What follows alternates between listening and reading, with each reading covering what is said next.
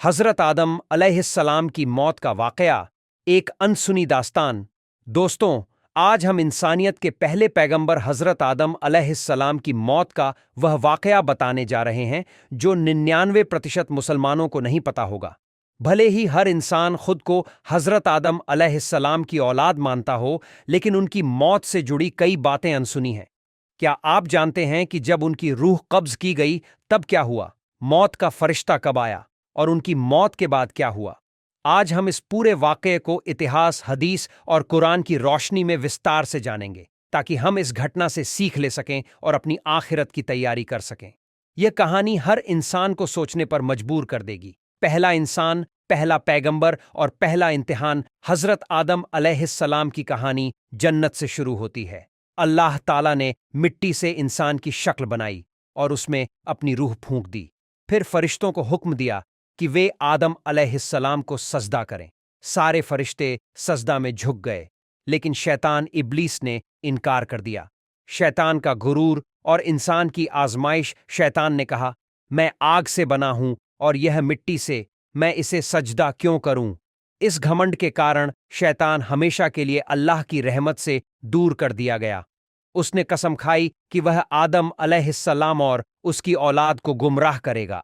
जन्नत से निकलने के बाद धरती पर नई जिंदगी। आदम अलैहिस्सलाम और हव्वा अलैहिस्सलाम ने जन्नत में एक ऐसा फल खा लिया जिसे खाने से मना किया गया था।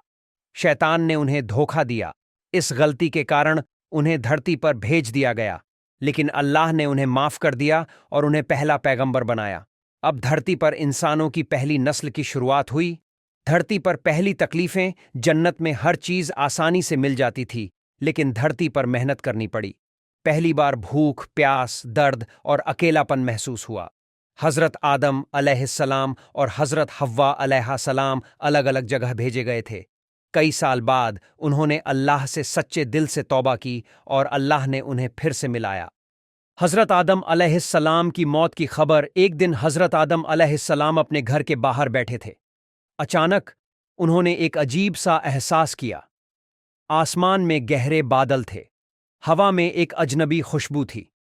उन्होंने महसूस किया कि उनकी जिंदगी का आखिरी दिन आ गया है। तभी मलाकुल मौत, मौत का फरिश्ता आए। फरिश्ते और आदम अलैहिस्सलाम की बातचीत। फरिश्ते ने कहा, ऐ आदम, मैं तुम्हारी रूह लेने आया हूं। हज़रत आदम अलैहिस्सलाम ने चौंक कर पूछा, क्या मेरी जिंदगी खत्म हो चुकी है?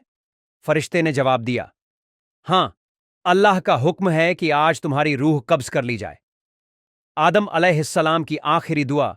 उन्होंने अल्लाह से दुआ की, या अल्लाह, मुझे जन्नत की खुशबू दे, जिससे मुझे यकीन हो जाए कि मैं वहीं लौट रहा हूं जहां से आया था। आसमान से एक हल्की महक आई, जो जन्नत की थी। मौत का मंजर और पहला जनाजा। जब मौत का वक्त आया, हज़रत आदम अलैहिस्सलाम ने अपनी औलाद को नसीहतें दी। उन्होंने हज़रत शीश अलैहिस्सलाम को बुलाया और कहा, बेटा, हमेशा सच्चाई और हक की राह पर चलना। दुनिया धोखा है, लेकिन आखिरत हमेशा रहने वाली है। पहला जनाजा और पहला कब्र। हज़रत आदम अलैहिस्सलाम की मौत के बाद उनकी औलाद नहीं जानती थी कि उन्हें दफन कैसे किया जाए। तब अल्लाह ने फरिश्तों को भेजा और उन्हें दफनाने का तरीका सिखाया। जमीन में पहली कब्र खोदी गई। हज़रत आदम अलैहिस्सलाम के जिस्म को सफ़ेद कपड़े में लपेटा गया। उन्हें कब्र में रखा गया और मिट्टी से ढक दिया गया। यह दुनिया का पहला जनाजा था। इंसानों के लिए सबक। यह वाक़या हमें बहुत से सबक देता है। मौत अटल है, कोई भी इससे बच नहीं सकता, चाहे वह कितना भी ताकतवर क्यों ना हो। दुनिया फ़ानी है, हमें हमेशा अपनी आखिरत की तैयारी करनी चाहिए। नेक अमल ही साथ जाते हैं। इंसान जो भी करता है, वही कब्र में उसके साथ जाता है। शैतान का धोखा अब भी जारी है। शैतान ने आदम अलैहिस्सलाम को भी धोखा दिया था और वह आज भी इंसानों को भटकाने की कोशिश करता है। आखिरी सवाल, आप क्या सोचते हैं? क्या आपको पहले यह वाकया मालूम था? क्या आपको लगता है कि हमें अपनी जिंदगी को आखिरत के मुताबिक ढालना चाहिए? कमेंट में अपनी राय जरूर बताएं और इस जानकारी को आगे फैलाएं।